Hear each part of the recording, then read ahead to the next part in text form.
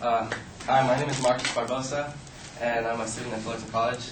I'm here to give you, the Fullerton community, a little breakdown of the nuclear crisis in Japan. On March 11, 2011, Japan was hit with a 9.0 magnitude earthquake, followed by a tsunami, and both natural disasters managed to cripple two of the major nuclear plants in Japan. The main problem was that backup sources of power were damaged at both plants. Therefore, the reactors were unable to be kept full enough.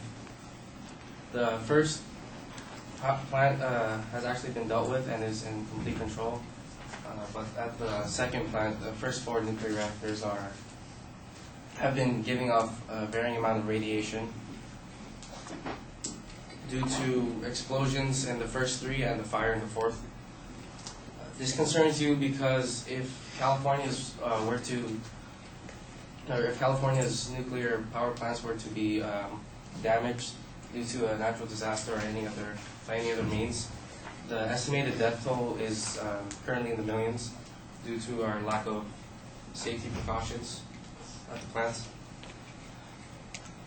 In this speech, I will inform you of the nuclear crisis in Japan. First off, by going through the process of the nuclear meltdown. Secondly, by describing the worst case scenarios. Then I will conclude with describing some of the safety precautions that California's nuclear plants have taken.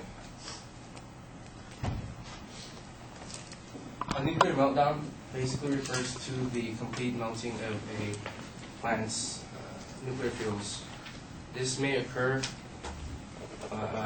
due to the loss of coolant, loss of coolant pressure, or the loss of coolant flow. Now,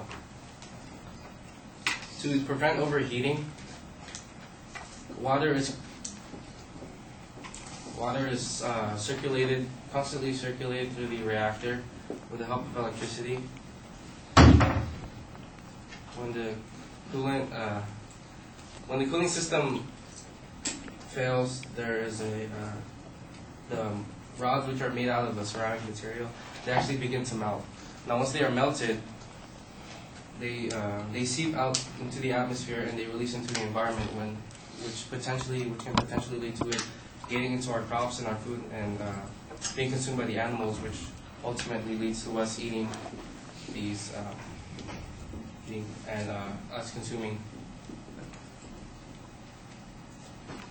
As you can see here in this diagram, the water is pumped into the containment structure and settles. From there, it settles to the bottom of the structure, and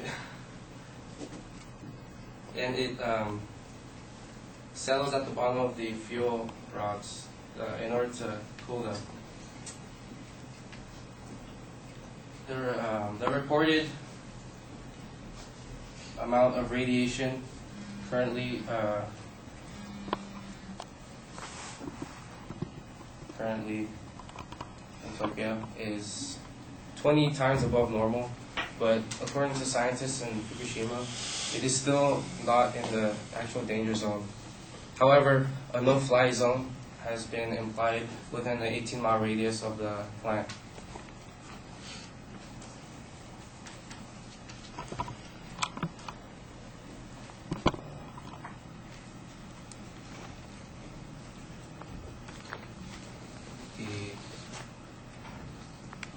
The worst case scenarios now. The cancers most commonly associated with radiation are that of the thyroid, the lung, and the breast. But leukemia, which is the cancer of the blood, can also be associated with radiation poisoning. According to Catherine Higley, who has a PhD in radiological health sciences, the radiation that escapes from Japan, from the power plant, it'll leach out into the atmosphere and go down into the Pacific Ocean, where it may be consumed by fish, which can also lead to us consuming the fish, therefore leading to cancers. In 1986, at the Chernobyl nuclear power plant,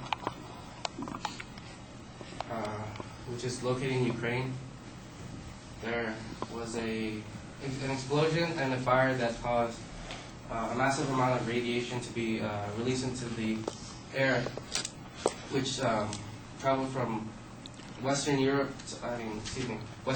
to Europe, and it was considered to be the greatest nuclear disaster in the history of nuclear energy, and is the only event to reach a scale number of 7 in the International Nuclear Event Scale. There were 31 deaths immediately following the incident, with which eventually reached 64 as a result of the radiation. According to Richard Allen, who is an associate at the Seismic Laboratory at UC Berkeley, if an earthquake were to hit California at this very moment, the estimated cost would be $100 billion.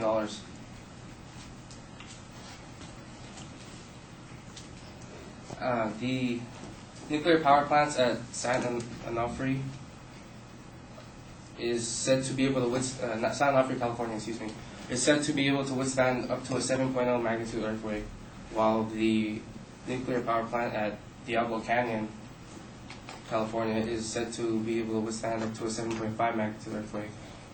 And both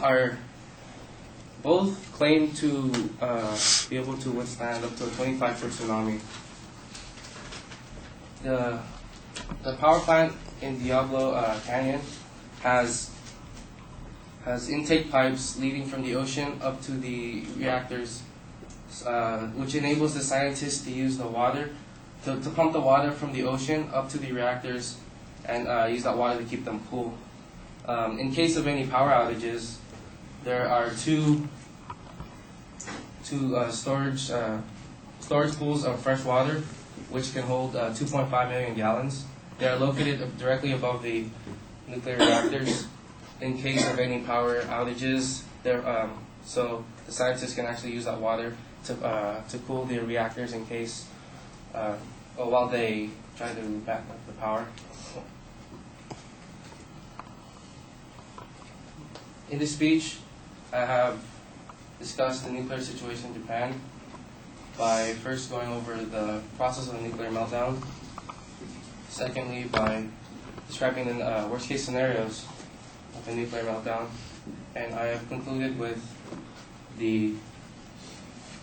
some of the safety procedures that California's nuclear power plants have taken.